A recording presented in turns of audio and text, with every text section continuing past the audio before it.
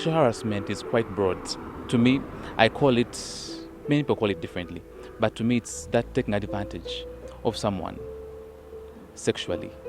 Sexually is a broad thing. It's not necessarily penetration, but it could be verbal, it could be touch, it could be mental. Sexual harassment is a violation of the human body. It may be for female or for male in a way that sexually abuses the body, any body part, as long as it's you associate it to sexual, something sexual. It may not be necessarily sex, but whenever I tell you that, you want a signature, yes, first give me a hug.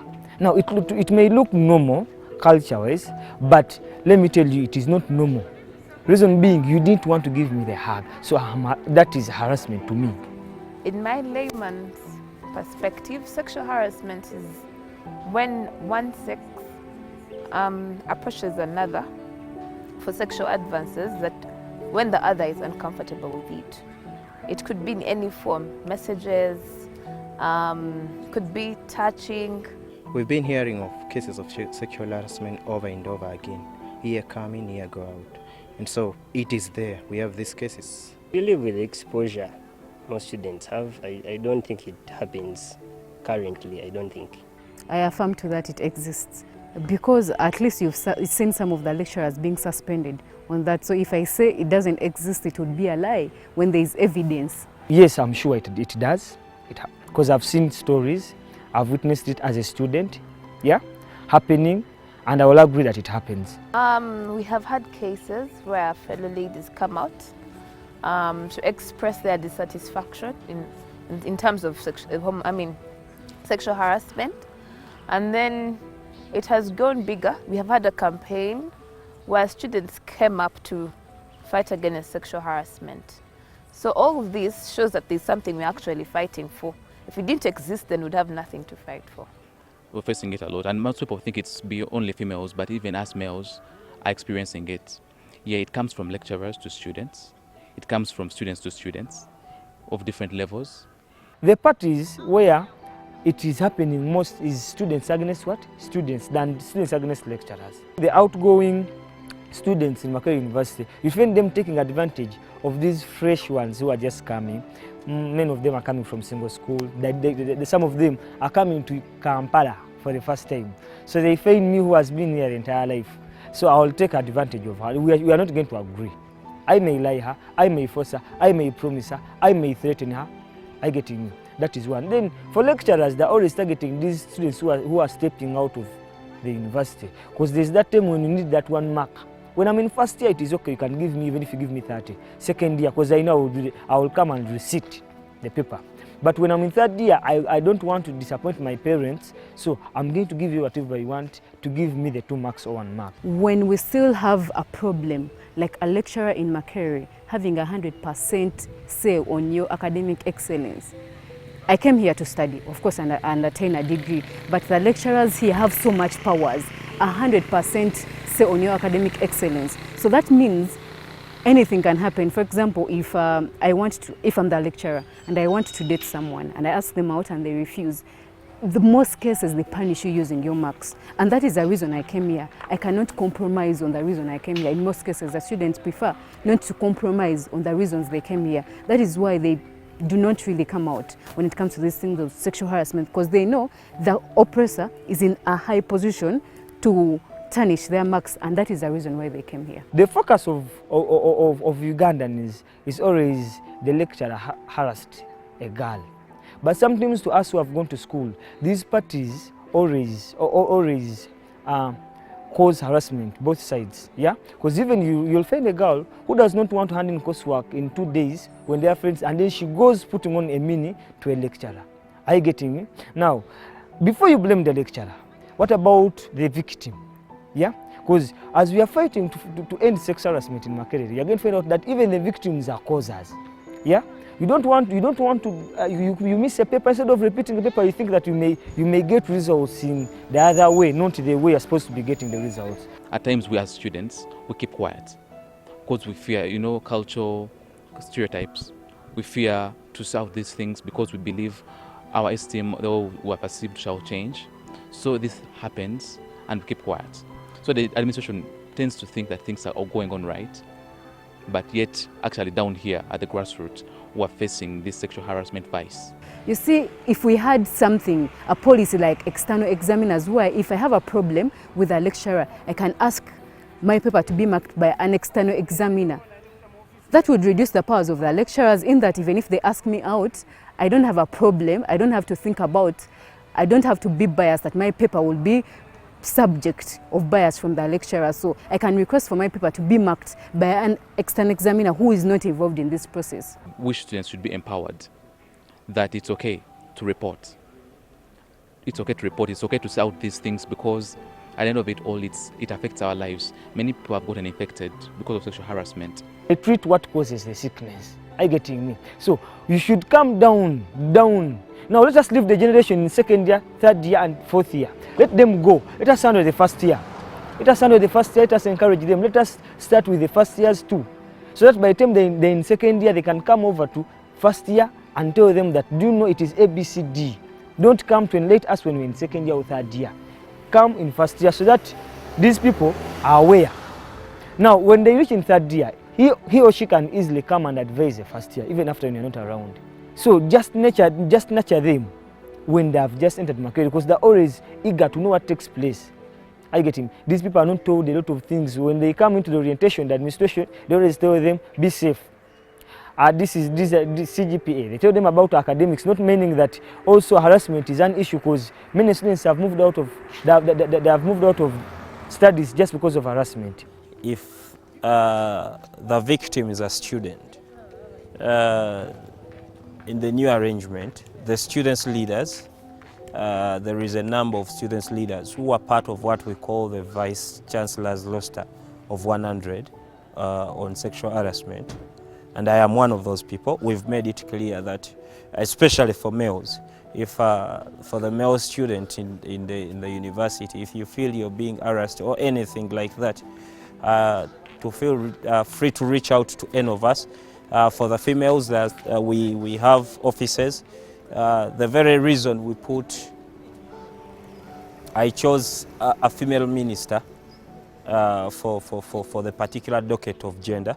It says a lot in itself, but also the very reason we chose inclusion in terms of having more women, to empower more women in places of leadership. We have about 29 GRSs. It is the first time it is happening around the university, and we've had several trainings for the female students leaders about sexual harassment. We tasked the minister to go out. We had a week of policy sensitization week, and for students to know not only about sexual harassment but about other policies in the university. Our leadership for the first time moved around all the directorates and departments within the university for the first time ever, to record and ascertain what is done in those different departments. And that is the very reason we moved around during orientation, to orient freshmen and women on what to go, on what kind of business to take maybe to the gender mainstreaming directorate, what kind of business to take to the guidance and counseling center of Makerere University. Where do you go to when you have such issues that are either sexual or in nature? And I'm very sure we tried to do that. However, because of the scarcity of resources on our side, you realize that the information, it gets boring for people in my generation. The people I lead in my generation, when you get up there, you get a microphone and you're speaking about sexual harassment, people receive it differently. People don't perceive it. The very reason we came up with the first event, because we realized that students are very attracted to entertainment and what. So when we sat down as a Students Guild and came up with a program which we shared with the Gender Mainstreaming Directorate, and they adopted it. So we worked together with them on it, called the 2-for-1 initiative against sexual harassment. And we are using art, music, poetry, and all kinds of art against sexual harassment to sensitize. To give an example of the gender ministry, then we served by Honorable Marion Chirabo. During her tenure, she had this campaign called the 2-for-1, where students came out and expressed sexual harassment in terms of drama. It could be poetry, music, dance. And then for freshers, they were able to learn that this is not accepted in community. This is something that's happening that we need to know about. So it was a nice way of putting out information about sexual harassment, yet at the same time we're having fun.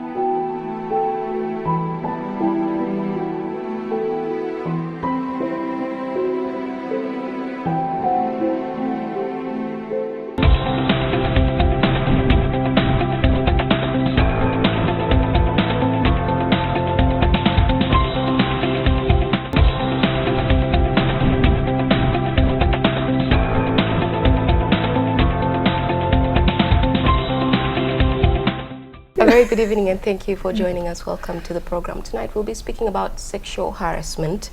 Sexual harassment is a significant issue in the world that we live in today. Despite objection by the person to whom the conduct is directed, this behavior persists and has explicitly affected the academic and employment conditions. Addressing the issue is therefore an important human rights responsibility. In Uganda, several cases of this matter have continuously come up. So we thought it wise to have a conversation, not with a group of people, but with an individual who works in the offices that should be changing the way things like this look like. So tonight we'll be speaking to Dr. Baine Uzobia Mugisha. Thank you so much for joining us. Thank you for having me. Welcome to the program. I'll just very quickly read your bio so that people are not wondering who is this expert on sexual harassment matters.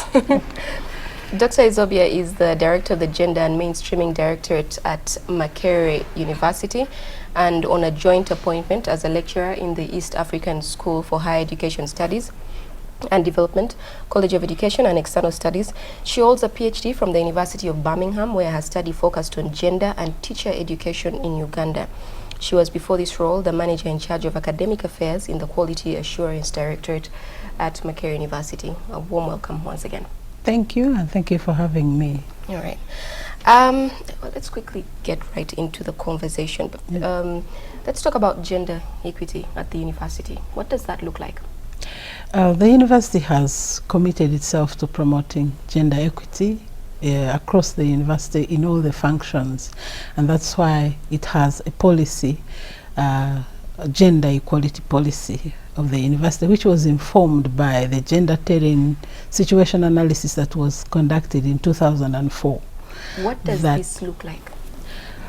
We make sure that gender is incorporated in all that we do, including the curricula, the teaching. Every program that is taught in the university is supposed to incorporate issues of gender. We look at issues of promotion of women in higher education, especially in decision making. We look at issues of staff recruitment, enrollment, promotion, staff development. We look at research. Gender has to be incorporated in the research portfolios that we do. We have to look at the whole security environment, and that's where the specific policy on sexual harassment falls in terms of the university trying to provide a secure environment for all stakeholders, staff, students, and all who come to conduct any business in the university. And lastly, we also look at the whole issue of resource mobilization for purposes of promoting gender equity in the university. That's why you find different partnerships, different engagement across all university units. So the gender equality policy is an overarching policy to help the university in terms of becoming more and more gender responsive, as required by the national policy and legal framework, including international ones as that. There's always the fear that the person who sits at the top there may not be aware of what happens actually at the grassroots. Are you aware of what happens around the university? We do our best to have a bird's eye across all university units, but we don't always succeed, but we do our best. What is within our look like? Meaning that we have to understand as much as humanly possible what is happening across all the other units, and that's why we have a structure which is not fully operationalized, but we are the center. We are supposed to have the staff that link us with the different units of the university, so that we are in constant touch with them to know what is happening and what we need to do in terms of implementation of the policies that the university has put in place. The most recent sexual harassment widespread incident at the university was a dent in your reputation. What did that look? How ugly was it for the university? Sexual harassment is always ugly. Even if it's one case that is reported, it's always ugly. Yeah. But the difference with the university is that it has made the commitment that whenever it is reported, it is going to be handled with zero tolerance according to the policies. Well, before we get to how it was handled, yes, what was it like during that period when this went out to the media and the public got to know that, okay? Of course, it is always ugly because everybody is concerned. And the question is, if you have one case being reported, how many more remain unreported? And that is a problem that we are constantly grappling with. There is the question of reputation for the university, reputation for the staff that is involved, but above all, reputation and dignity for the victim. Yeah. Many times when it happens, sometimes people are not all conscious. They're talking about reputation of colleagues, how the colleagues are going to lose jobs and all that. But at the bottom line, we should always be primarily concerned about the victim who is facing the problem of sexual harassment, because it's not easy. It's about abuse of power. And those of us who are charged with the responsibility of duty of care, I think we have to be more responsible in terms of how we conduct our business at the university and elsewhere, I think. When we speak about sexual harassment, what is the mandate of the directorate in this particular regard? When a student or any staff is sexually harassed, they can report anywhere they feel they are more comfortable with. I hope you understand that sexual harassment is not something people are just going to report very easily. So they are free to report anywhere they feel comfortable within the university. But whoever receives any complaint, they have the responsibility to report to us so that we can initiate an investigating process, which is very clear according to the policy, because when a case is reported, the Vice Chancellor sets up a committee, an investigating committee composed of people from the university. We have a roster of 100 people whom we recruit and train, and then if a case is reported, we pick from among those to investigate. And when the Vice Chancellor has set up a committee, then we facilitate that committee as secretariat. We gather all the information that is available, and then we facilitate the investigation of the cases. When you spoke about the places they can report, what are the options? They can report to the student leaders, they can report to the staff member, they can report to the dean, they can report to the head of department. Basically, everybody can receive a report. But once you receive the report and you don't hand it over, that is also a disciplinary offense. Because this policy, by the way, was enacted in 2006. And it was operational until when we realized that actually some sections of the policy were not being effective, and it was reviewed in 2018 in December. That's when Council approved the reviewed policy. One of the weaknesses in the former policy was a student could report to, if they are sexually harassed, for example, they had the responsibility to report to the very unit. And we realized that it was not easy for colleagues to investigate each other. And right now, when we are constituting the committee, an investigative committee, let's say if the complaint is from, say, my directorate, the investigative committee will not include anybody from my directorate for purposes of minimizing any form of conflict of interest. And the way how it goes, the investigation proceeds, it ensures privacy, but very decisive, so that we don't interfere with the investigative committee. People will not even know, apart from maybe those who go out of hand and they end up in the media. Nobody will know who is being investigated except the victim and the person who is being... So there have been cases behind the scenes that we don't really... Absolutely. Like currently we have, ever since the policy was reviewed, That was in 2018 December. Now we have 10. 10 cases? Yes. We have concluded 4. We have made recommendations on 3, very definite recommendations. And then currently we are handling 4. And in the process of investigation, we are being led to another 2. I'm curious to ask how many lecturers at the university? Well, there are many. There are many, and that's why our investigative committees, the members whom we can potentially pick, they are 100. Okay. So the only limitation now that we have is the staffing of the directorate. Because if we have enough staff, then we can have 3 or 4 committees running at the same time, if we have staff. So the members are there. So if we have more cases, it will all depend on the capacity of the directorate in terms of personnel, because we work with also the Directorate of Legal Affairs in facilitating the investigation. What does the safety of a victim look like? So a girl or a boy, a student, reports a case. Yes. How do you ensure First of all, they're not we penalized for one? Yes. But also that, because we know it's a dark world that we live in, somebody will Yes. send somebody to harm them.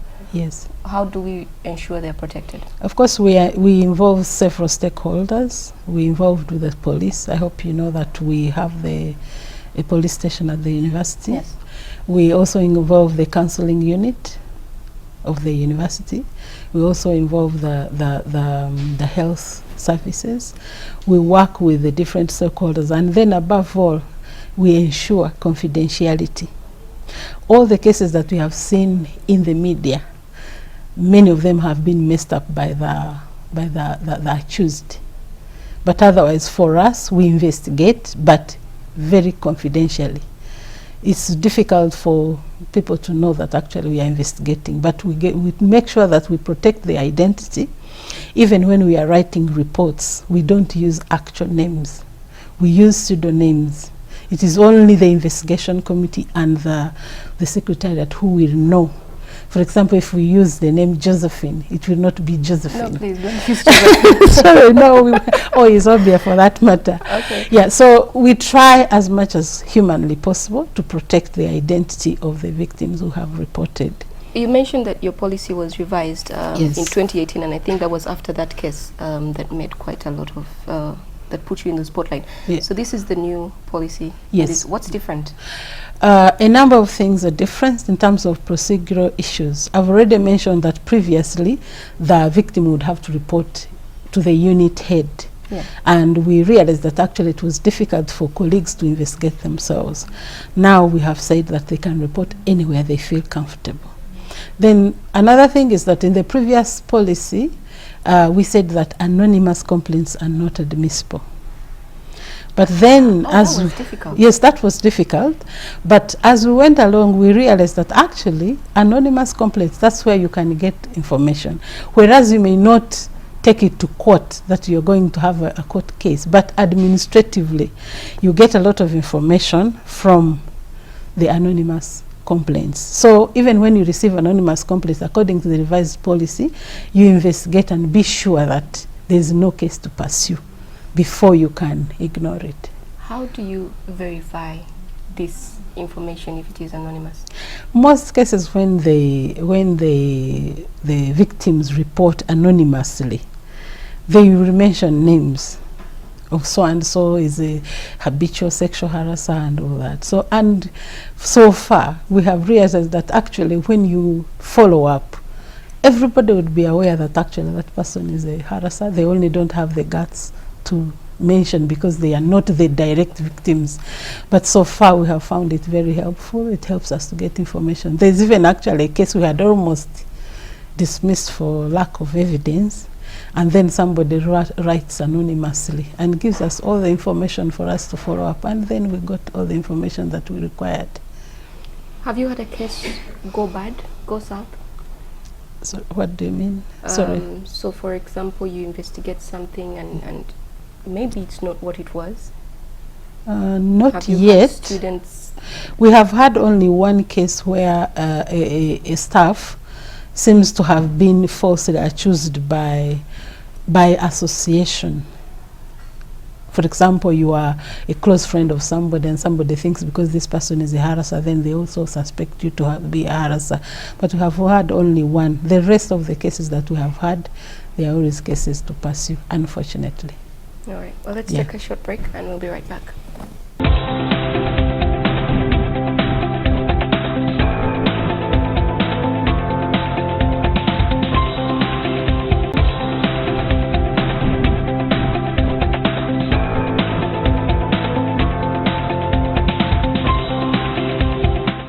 Welcome back. Thank you for staying with us. We are coming to you from the Serena Hotel in Kampala, and we're talking about sexual harassment today.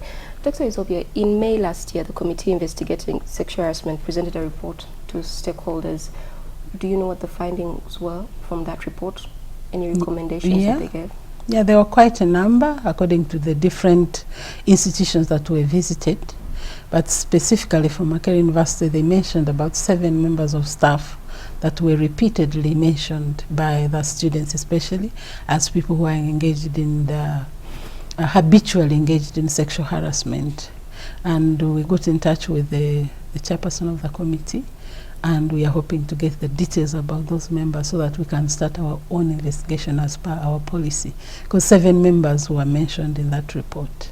And these are 7, are they part of the ones you have already on your... We are not sure. They could be, but until we get the details, we cannot be sure whether they are part of the ones we already have. Some of the instances that are reported, is it mostly ladies reporting men? Do you have some men reporting women? We have not had the men reporting so far, but the policy covers for everybody. The vast majority we have had is women reporting male harassers, both staff and students. So we've seen cases where lecturers were dismissed. Yes. Does it help to simply dismiss the person? It depends on the gravity of the problem. The policy is clear along how many options, several options are available. But the challenge is that because of the emotive nature of sexual harassment, even where a staff would be warned, colleagues are afraid to call out them, such that by the time the case comes to us, the evidence is so bad that sometimes you can't avoid dismissal. The cases are so bad that the university has no option. But there are other options. You can warn, you can ask somebody to give out an apology, public apology.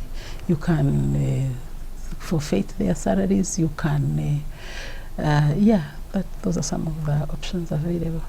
In my head, yes, just the dismissal is not enough, because I'm trying to think it's not enough somewhere else.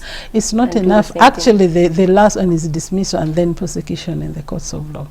The university can do the administrative process, but then depending again on the nature of the problem. For example, if a student came to us and has been raped, that one you cannot even wait for you still go ahead with the administrative process, but immediately involve the police and the university hospital. So it depends on the nature of the problem.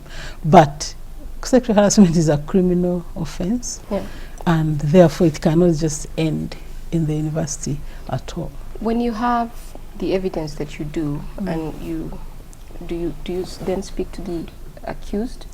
Yes, they give them a chance to. Absolutely, the right to be heard has to be respected, even at the investigation committee.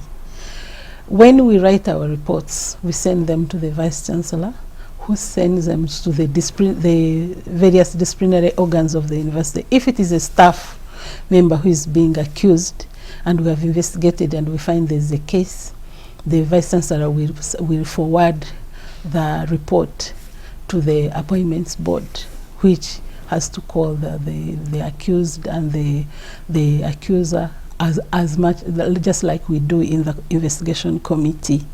And then the disciplinary organ has to follow all the rules of natural justice to make sure that the people responsible, they have justice. If it is a student, again, there is a process because we have the Student Disciplinary Committee as provided for by the University and Other Tertiary Institutions Act. And if a decision that is taken is not satisfactory, then the student can appeal to the University Council, the Students' Affairs Committee. We know that sometimes sexual harassment will tie into the results of a student or the marks that they're working for. Yeah. When all of this happens, is there a revision of their grades? Do we go back and give them exams? What do we do to be fair on their part so that they do not lose out because of we make one of the immediate thing we do is to make sure that the person doesn't assess them.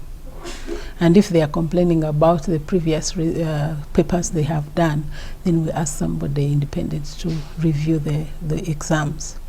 But normally, by the time the students report, then there is a problem, and that can be, it's normally solved in conjunction with the teaching units if they have a problem with the results. But by the time they report, that problem has, those results were probably from 2 semesters back. Yes. What do we do in that case? We have to go back and assess. There's just no other choice. You have to go back and look at whether that's why the getting an independent assessor becomes very important. And they are always available. You can't say that only one person is the alpha and omega in one course unit that they are doing. So there is always a way to solve that problem. But of course the victim would have lost time, the anguish and all that. Some of those things you may not have an immediate solution, but at least if the students are able to, if their results are able to be streamlined, at least that goes away in terms of at least helping them to sort out their problem. Okay. Yeah. Makerere has had quite a year. What other recommendations are in place now going forward for when a student, so you've told us about where they report, right? Yes. And how they go through the reporting process. Yeah. What else is in place? You have a new policy. Yes. What else? We have a mechanism for sensitization, especially of the students. We work very closely with them so that, because right now what we have realized is that sexual harassment thrives out of ignorance and also the stigma. So we try to get into that by sensitization of both students and staff, how they can handle normal relationships that we wouldn't really want to interfere with. We are only interested in the sexual harassment, which is terrible. Then the other thing is to make sure that it becomes part of our talking point whenever we have activities of the university. We have meetings, deans, we encourage them to sensitize their fellow colleagues to, first of all, to understand how they can protect the integrity of themselves and the university, and also how to be more responsive in terms of caring for the students that are put into our care. Do you have cases where it's not a student and a lecturer, but it's a student and a student, or a lecturer and a lecturer? Actually, the vast majority of the cases happen between students. And unfortunately, that one doesn't seem to make news because it is almost taken for granted. But because the assumption is there's probably a bit of consent. No, not necessarily. And then it's a bigger deal when it is the authority above Absolutely, yeah. I think that is why. But otherwise, students are more likely to be harassed more by their fellow students than even the staff. But of course, when the staff does, then the impact is even much more. And I think probably that it's okay because we should be held more accountable to the students than probably the students. But also, we want to nurture mutual relationships even among the students, even among equals. There shouldn't be any form of sexual harassment. Yes. What kind of sexual harassment is mostly reported? The one which is most reported is the one of staff to student. No, I mean in terms of what was the actual harassment. Oh, persistent demands for sexual favors in exchange for marks and favorable assessment and that kind of thing. And normally we get to know because the victim is not interested. If they were interested, we would never know, perhaps, or not. We wouldn't know as quickly as probably when there is no consent. So it's the biggest is the demands. Yes, it's the What demands. The other one is about, you know, like demeaning. You're teaching and then you're demeaning the potential victims. And sometimes the victims are not even conscious. Sometimes they ignore, but when it starts, it never stops until when it becomes a problem. I think there's a lot of people you ask will say, what's wrong with that? What's wrong with, you know, I've asked for something, or what's wrong with me? Because I don't think if you've never experienced it, you actually understand what does to your psychology as an individual. Yeah, but you really have to listen to the person. If the person is not interested, then you have to understand that they are not interested. If you assume, then you end up causing a lot of harm. And you don't have to experience something for you to know that it's a problem. Otherwise, we would never, most of the social evils would never have to fight them. Otherwise, the problem of sexual harassment is really terrible. First of all, you know that when we are studying, sometimes you may not do well. If a student is harassed by a lecturer, even when they have failed genuinely, they will never accept it. They think the lecturer has influenced all their colleagues. So it has far-reaching implications that sometimes we are not able to understand. So the best way is to make sure that we sensitize people so that we don't fall victims to that vice. All right. Thank you so much, Dr. Ezobia. Is there something you'd like to tell us, anything different relating to this conversation that we've missed out? Yeah, the university, Makerere University is not shy about the problem. Our concern is that many times we seem to be in the spotlight and others are not held as much as accountable as we are. Well, we are trying to reach out. University. Yes, we appreciate that, but we are not the only players, and we would want to encourage you to get interested in what happens elsewhere. For us, we are making our networks. We are trying to partner so that we work. For example, right now we have a joint project we are running with Gulu University so that we are able to have a holistic approach to solving the problem. So I would encourage you. Let's also do. What does this look like, this with Gulu? We do sensitization to get the similar things. We create capacity at the university so that they can also have a similar gender mainstreaming program within the university that incorporates all those issues that we are grappling with as Makerere University. All right. Yeah. Thank you so much, Dr. Ezobia. It's a pleasure having you. Thank you for having me, and thank you very much. Right. Yeah. Well, that brings us to the end of our show for tonight. Thank you for staying with us. Coming up is NTV Weekend Edition.